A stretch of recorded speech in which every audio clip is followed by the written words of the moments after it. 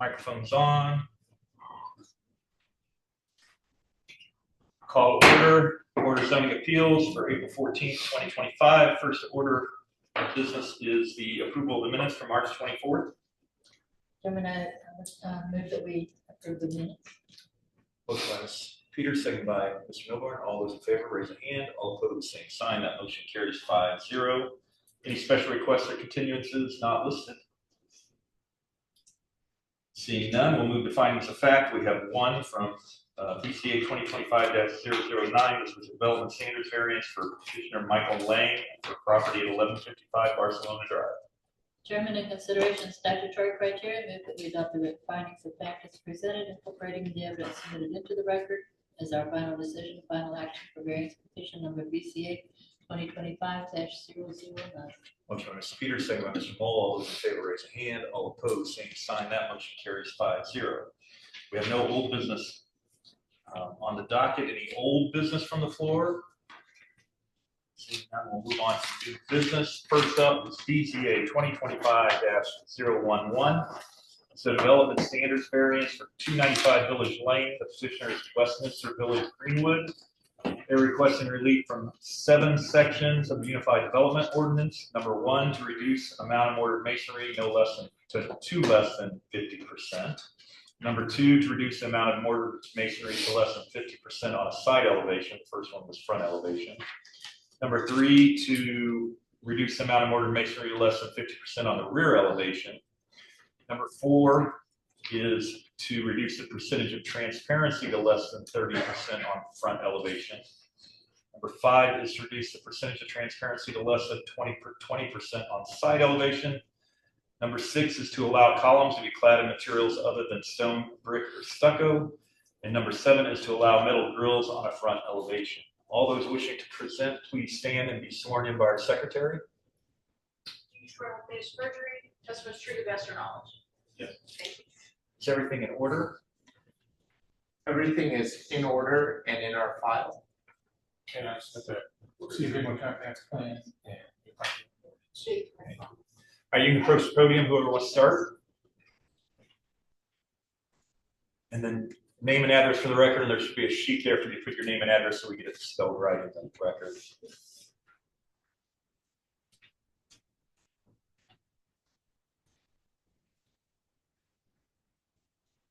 Can you put your pen up there? Oh my goodness. There's a light on it. I would need to turn a flashlight on. Yeah.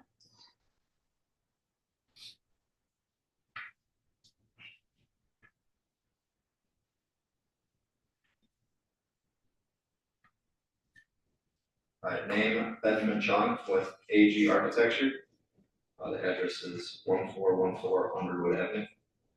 It's Wauwatosa, Wisconsin.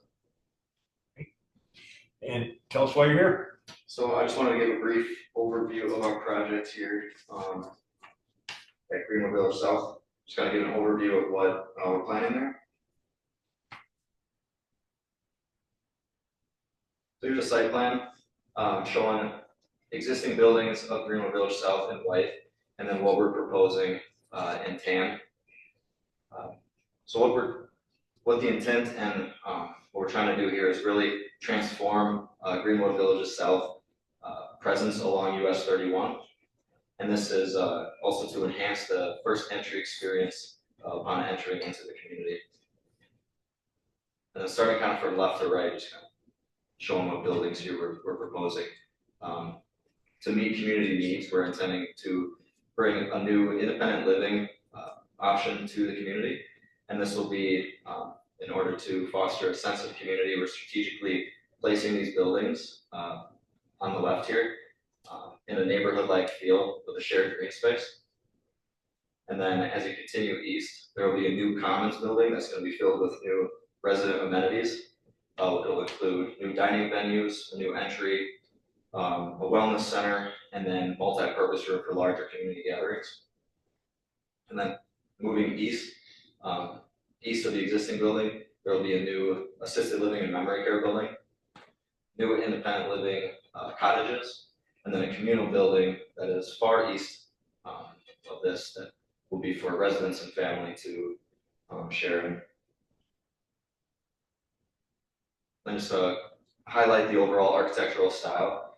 So we're trying to create a residential feel that new residents are familiar with as they transition from their homes into the community. So this is an example of a typical 8-unit hybrid home. We're using all the buildings on site will be designed with high quality materials consisting of brick and fiber cement siding, residential craftsman style with the gable forms and hipped roof. Typical 12-unit building designed in the same fashion.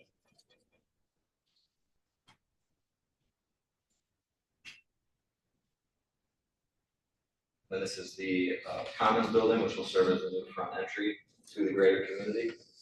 Again, having that more softer residential style while also blending some of the elements from the existing building.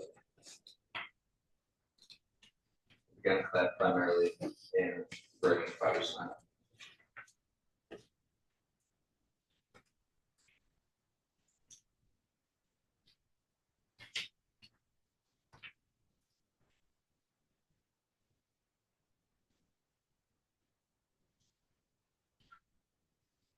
The assisted living building, which will be east of the existing building. It's a 3-story structure that steps down to 2 stories at each end.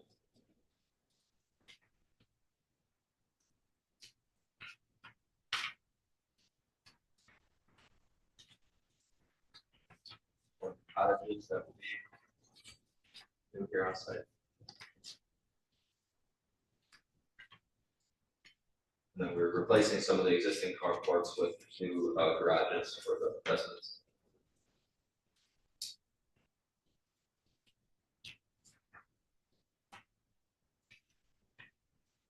And then with that, open up to any questions or comments. Before we open up to full questions, I do want to ask, so you've seen the staff report, which includes your answers to statutory criteria for all 7 variances, right? Yes. And you agree that is what you submitted in response, so we don't need to go through them all, but I just want to confirm that that is what you submitted and it's on the record that way. Yes. Looks like you had the same answer for the first 5 and then you answered 6 and 7 separately, so get that.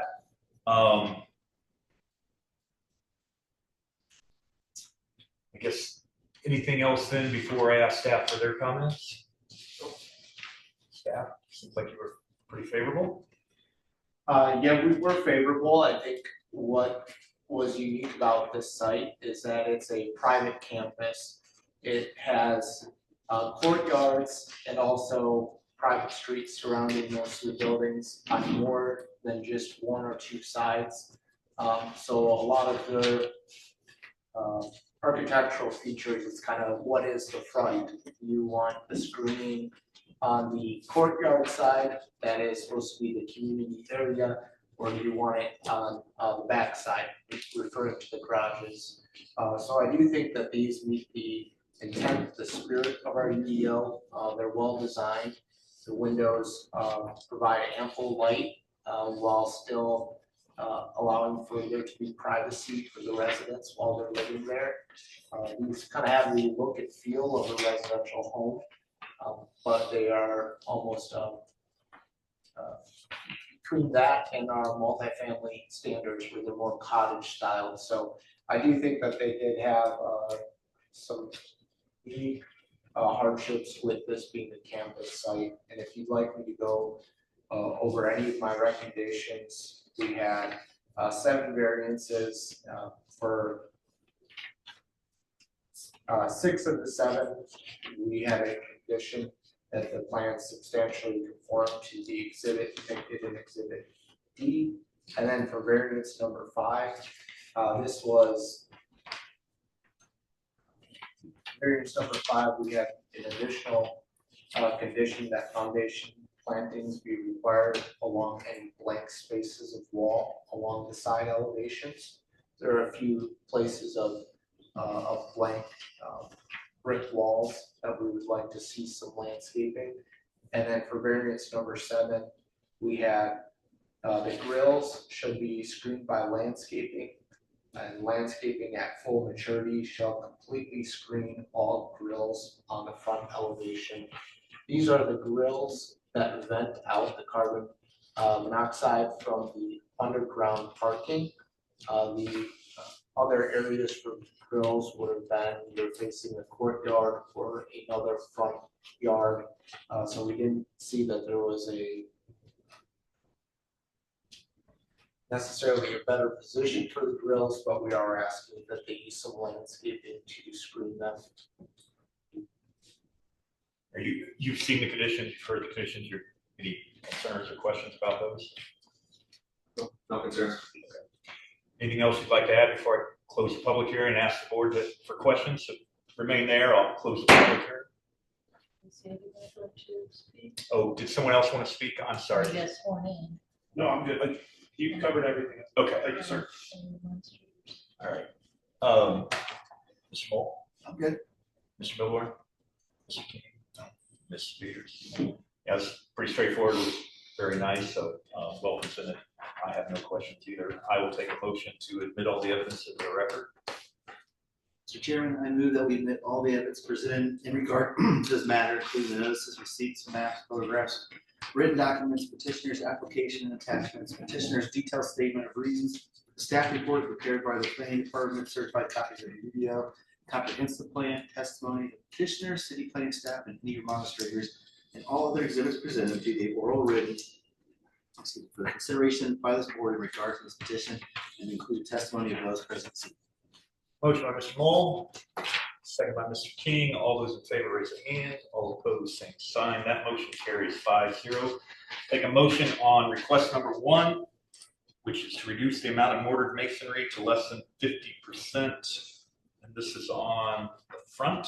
It doesn't say on the ballot, but I believe it was the front. Yes, it is. Yeah, okay. So 50% on the front. I move that we approve this with the one condition in the staff report. Final plans shall substantially conform to the building elevations depicted in Exhibit D.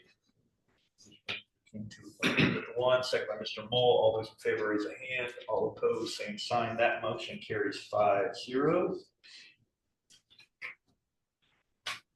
2 is to reduce the amount of mortar masonry to less than 50% on a side facade.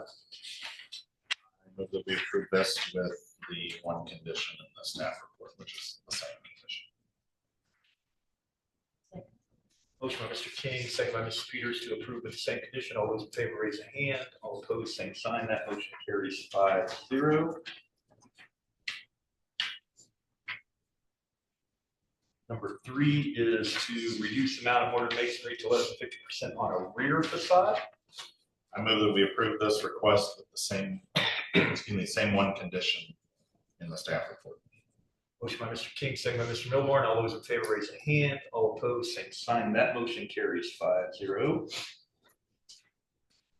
And number 4 is to reduce the percentage of transparency to less than 30% on a front facade. Move that we approve this request with the same one condition. Motion by Mr. King, second by Mr. Mole to approve with the same condition. All those in favor raise a hand. All opposed, same sign. That motion carries 5-0. Number 5 is to reduce the percentage of transparency to less than 20% on a side facade. Move that we approve this with the condition, 2 conditions in the staff report. 1, the final plans shall substantially conform to the building elevations depicted in Exhibit D. 2, foundation plantings shall be required along the blank spaces of wall along side elevations. Motion by Mr. King, second by Mr. Milborn with both of the conditions of the staff report. All those in favor raise a hand. All opposed, same sign. That motion carries 5-0. Request number 6 is to allow columns to be clad in materials other than stone, brick, or stucco. Move that we approve this request with the condition in the staff report. Motion by Mr. King, second by Mr. Mole. All those in favor raise a hand. All opposed, same sign. That motion carries 5-0. And then number 7, to allow metal grills on a front elevation. Move that we approve this request with the condition in the staff report that grills shall be screened by landscaping. Landscaping at full maturity shall completely screen all grills on front elevations. So it's just the 1. Yes. Yes. Motion by Mr. King, second by Mr. Milborn with the 1 condition in the staff report. All those in favor raise a hand.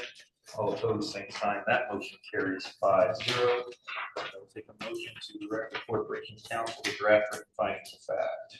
Having considered the statutory criteria, I move that we direct the Corporations Council Office to draft written findings of fact regarding our decision on the variance request presented in variance petition number BZA 2025-011.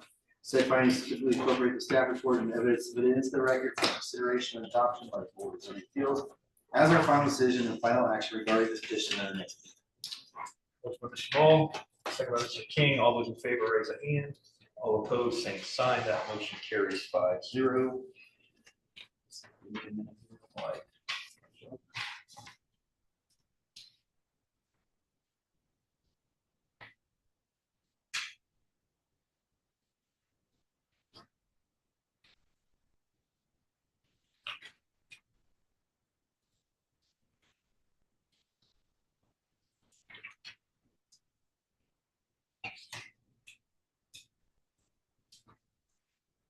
So we have 7 approved.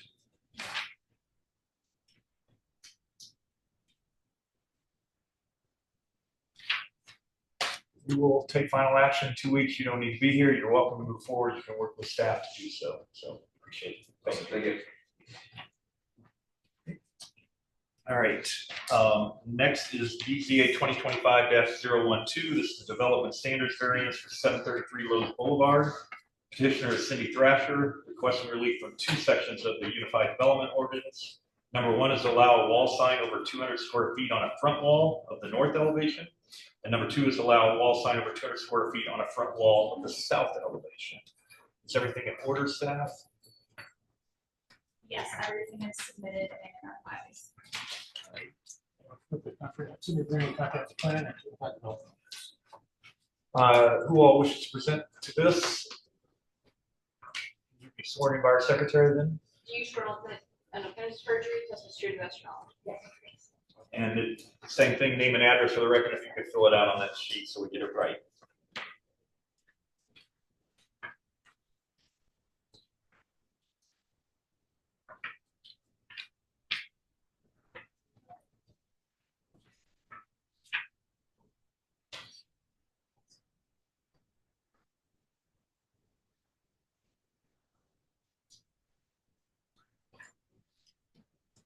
All right, name and address? My name is Cindy Thrasher, 1568 Coverdale Boulevard, 46142. I'm here representing the owner of Ashley Furniture Store. They're requesting to put up some new wall signs.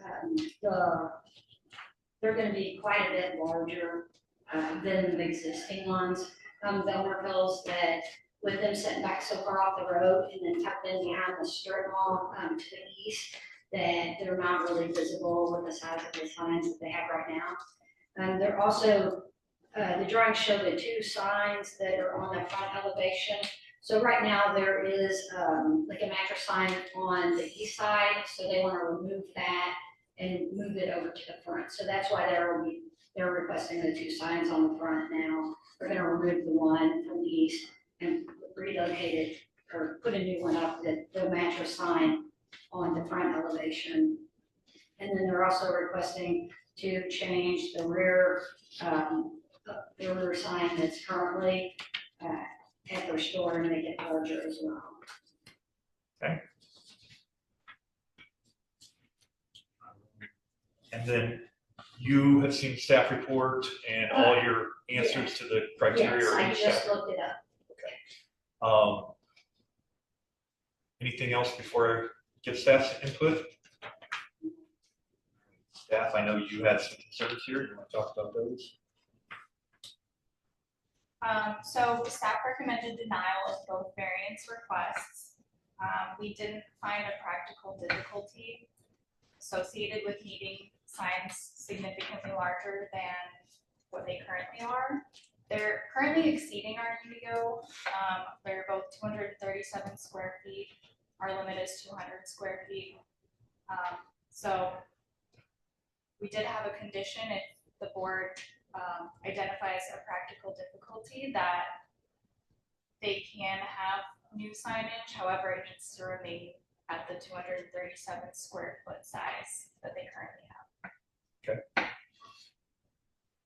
Any response to that, or your take on what the practical difficulty is of keeping the signs as is? I just, I know I drive by there all the time because I live right down the street from there. And I really didn't notice it until I went to put all the signs out. And when I drive by there, I never even notice their signage either. So I understand why they're asking for larger signs. Because if you're not specifically looking for their store, you hardly even notice it when you drive down 31 or Fry Road, either one. Okay. But that's really the only thing I have. We'll get to questions from the board after we close the public hearing. I guess anything else before I do that, before I close it? All right. Anybody else in the audience that didn't come forward first? All right, close the public hearing. I guess just a response from staff. The exhibit F in the staff report does show a very large multi-tenant sign where Ashley has the largest portion of this sign that is visible on US 31. Their lot where the building is located not on the frontage of US 31, but they do share that kind of private drive where this multi-tenant is visible from 31. So I do think that that sign has adequate visibility. Okay, fair enough. Mr. Mole? Questions? No, probably questions. Mr. Milborn? You say they went over the limit, was that when they got it originally, the signs? Or were they within the limit at that time? I'm not sure if they received a variance for the signage that they currently have. I know with our current Unified Development Ordinance, that was in 2020, that 200 number was firmly set. They may have been at a time where it was allowed to be at the size that they currently have. But either way, it would be a legal non-conforming sign that is permitted to remain as is. The only reason that this is before the Board of Zoning Appeals is they are proposing a modification or a change to the signage. That's exhibit D, is that how I'm understanding? Exhibit D in the upper right-hand corner is the existing sign. And the larger image in exhibit D is the new proposed signs. The mattress sign is going on, and then the Ashley with the orange shape is quite a bit larger than the existing up in the upper right-hand corner.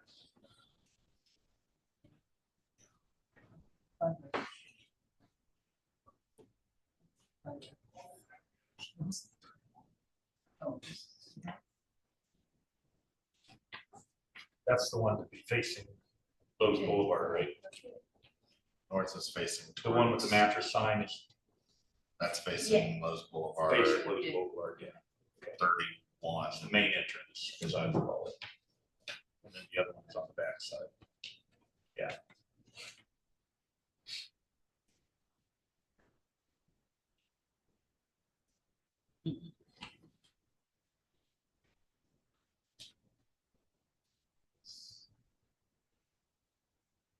Actually, can I ask a question? Go ahead.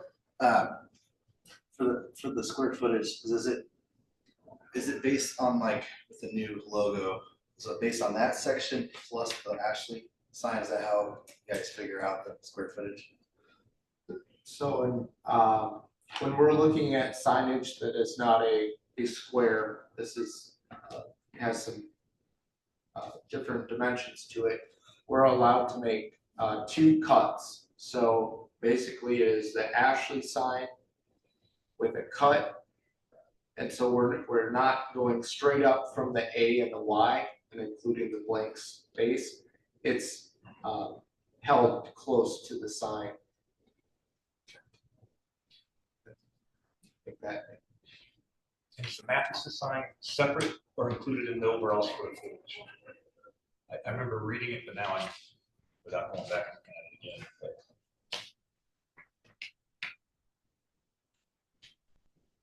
On my drawing, it says that Ashley is 449 and then the mattress is 48. Yeah, it'd be 46 for the mattress, yeah. Right, 23 feet by.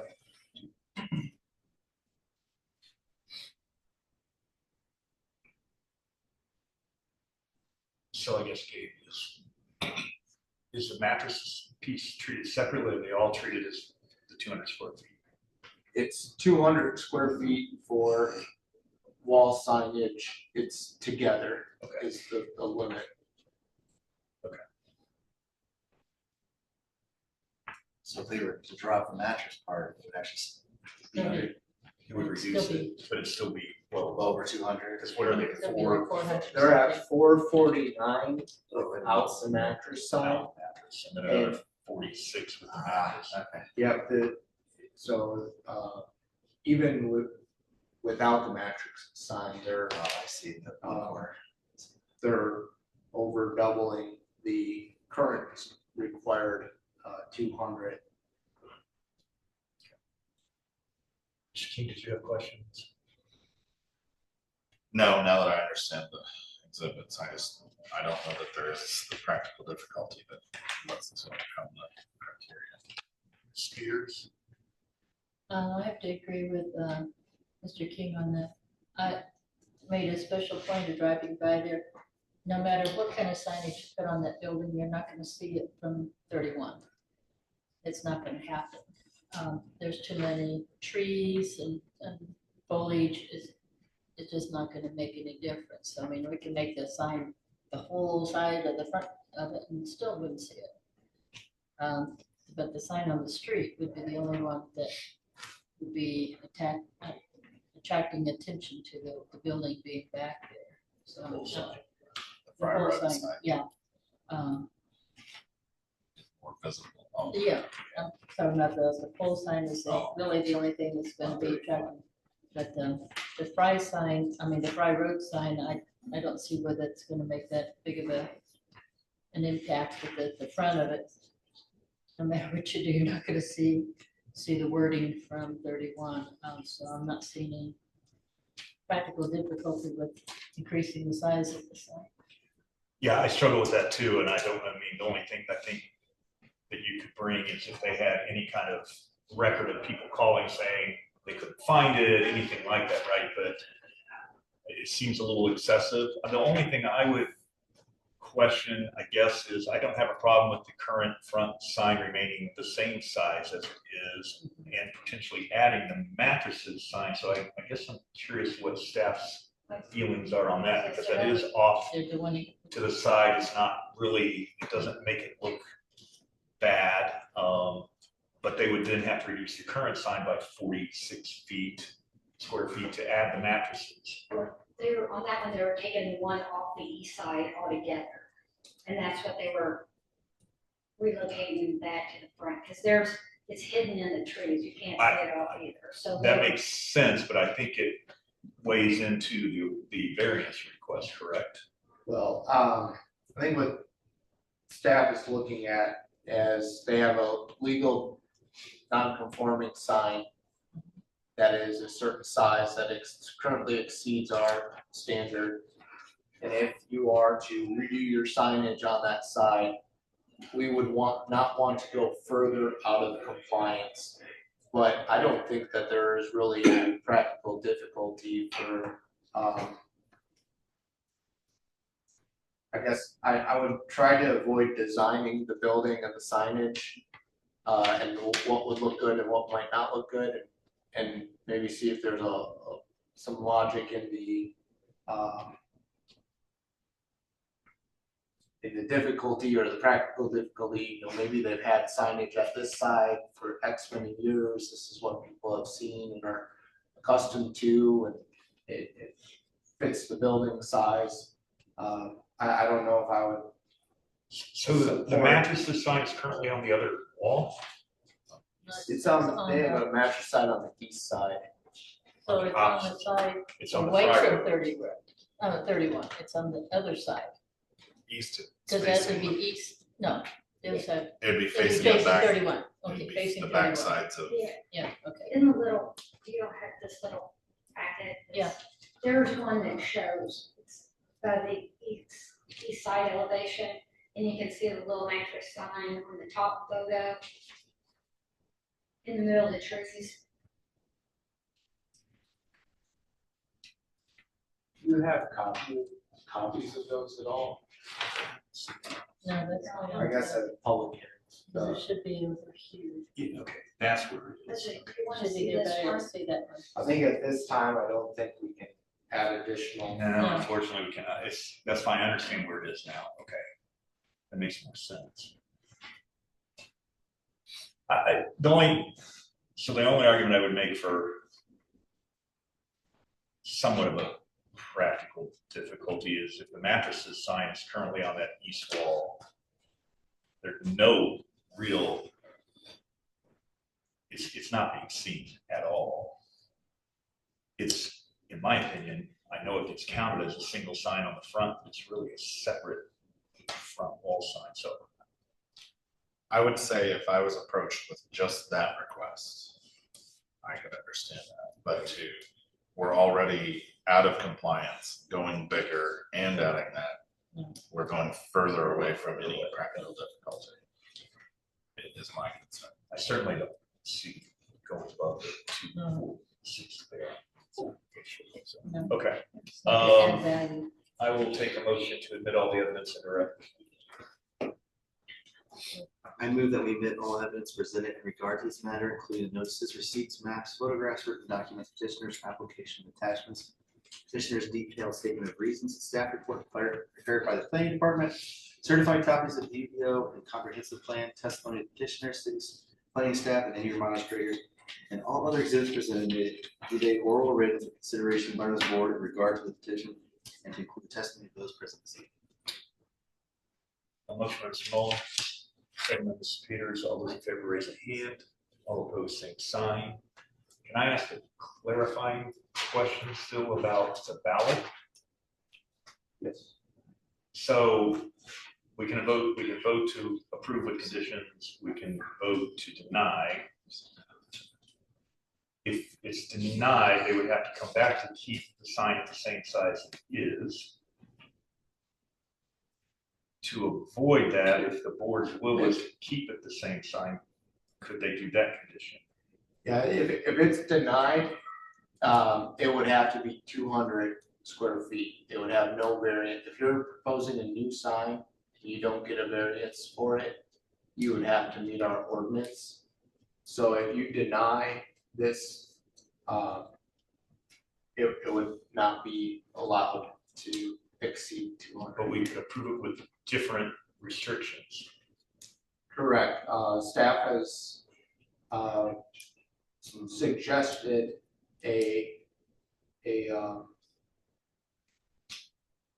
suggested condition of 237 square feet, or no larger than the current size, but you could propose your own as well. Okay.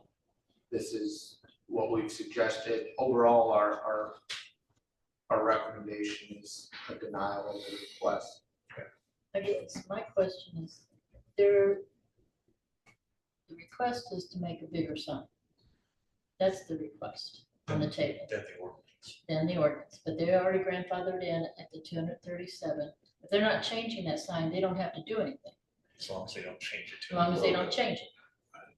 Correct, but Okay. if there's a structural change, if Yeah, they're then they have taking to it come in the down, new bring ordinance it and come up, back, yeah. then yes. But if So we, what, but if we deny this, they can't come back for. So it's only legally non-conforming if it stays exactly as it is. Yes. Correct. if you deny it, it stays as it is, then that's fine. So The second they touch it, Right. Then it's, then they're no longer. regardless of how they touch it. Correct. Does everybody understand that? So, because if you deny it, they can't do anything, the changes. Yes, if they wanted to change to a newer logo, they would have to make a smaller sign. If you approve Well, it, get you it. can, you can There narrow with it. a restriction, they can put a new logo sign at the same size they are today.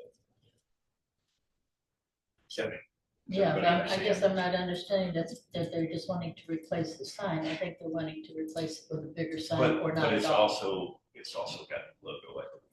It's a new logo, but they want to make it bigger, so I want to have it. I didn't see any change in the logo, just moving the they're dropping it on the Yes. store. next side to It's top. got the- Yeah, but I it's mean- also a little different. Okay, I didn't see that as a big deal. Yeah, okay. It is different. Anyway, I just want to make sure we all understood Yeah. what the ramifications of however you want to propose this. So with that, I will take a motion on number one, which is to allow a wall sign, excuse me, over 200 square feet on a front wall north elevation.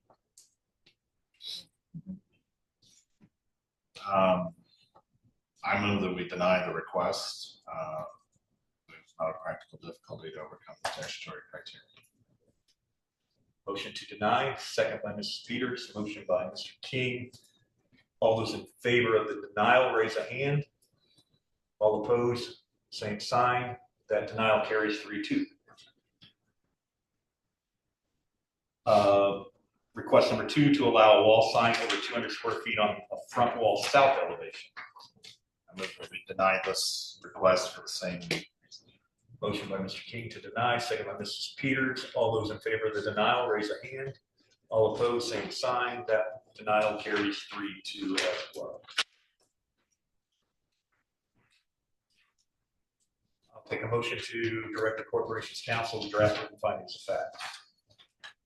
Chairman, having considered the statutory criteria, move that we direct the Corporation Counsel's Office to draft written findings of fact regarding our decision on the variance request presented. The variance petition number BCA 2025-012, said findings to specifically incorporate the staff report and the evidence submitted into the record for consideration and adoption by the Board of Zoning Appeals as our final decision or final action regarding this petition at our next meeting. Motion by Mr. Peters, second by Mr. Moll. All those in favor, raise a hand. All opposed, same sign. That motion carries 5-0. Unfortunately, you cannot proceed or move forward with changing what you have unless you conform to the ordinance. Okay, thank you. Okay, thank you. All right, any new business from the floor? Seeing none, any announcements? No announcements? We'll take a motion to adjourn. We are adjourned. We stop the recording. Microphones off.